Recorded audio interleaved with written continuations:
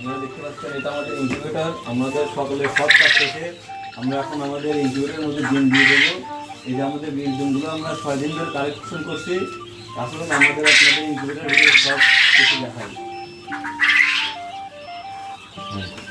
এর আমরা এখন ট্রেগুলো বের করবো। ট্রেগুলো বের করার আগে আমাদের অবশ্যই ফ্যানটা বন্ধ করে নিতে হবে, নাহলে ভেতরে সব আর্দ্রতা বের হয়ে যাবে। এবং আমাদের ট্রে দেখা যাচ্ছে যে একটু ডাউন রয়েছে, আমরা যদি এই বাটনে চাপ দিই আমাদের ট্রেগুলো এমনিতেই উপরে উঠে যাবে। ডিম দেওয়ার সময় সবসময় ট্রেগুলো সমানভাবে রাখতে হবে। যে ট্রেগুলো সমান হয়ে গেলে এখন ছেড়ে দিলেই মোটর বন্ধ হয়ে যাবে। আমরা ট্রেগুলো এখন বের করে নেব।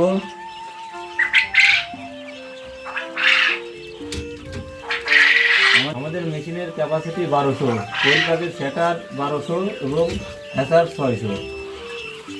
পাল্লাগুলো লাগিয়ে দিচ্ছি।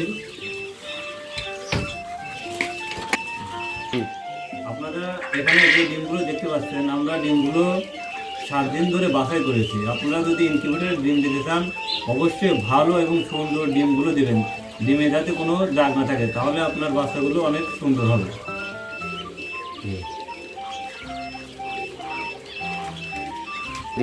আমরা আপনাদের এখন দেখাবো আপনারা কিভাবে ডিমগুলো ট্রেতে বসাবেন।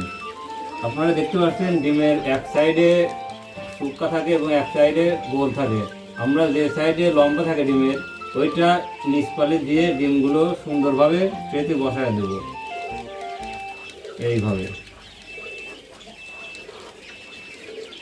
আমাদের এক ট্রে ডিম প্রস্তুত হয়ে গেছে। আমরা এখন ভিতরে দিয়ে দেবো।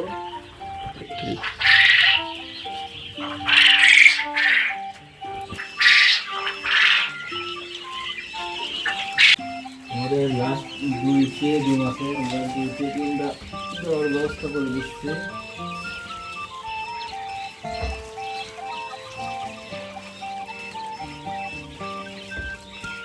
ইনশাল্লাহ আগামী 16 তারিখে আমাদের কোয়েল পাখির বাচ্চা ফুটে যাবে। আপনাদের যদি কারো বাচ্চা নেওয়ার প্রয়োজন হয় আমাদের সাথে অবশ্যই যোগাযোগ করবেন। আমরা সব চাইতে ভালো মানের বাচ্চা দেওয়ার চেষ্টা করব। এতক্ষণ সাথে থাকার জন্য সবাইকে ধন্যবাদ। আসসালামু আলাইকুম।